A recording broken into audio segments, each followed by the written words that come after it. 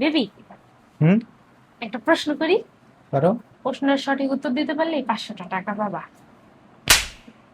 মানলো কেটা? আমি।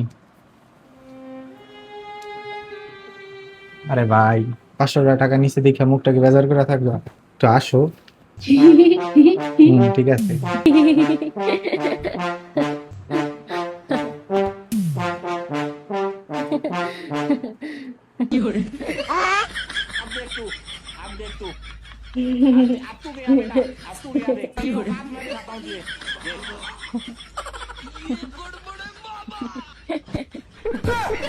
আরে দাঁত কেলানি পেত নি আমার, 80টা বন্ধ কর। হইছে ভাই, হইছে, বন্ধ করে এনে তোর টাকা, এনে ভাই তোর টাকা ধর।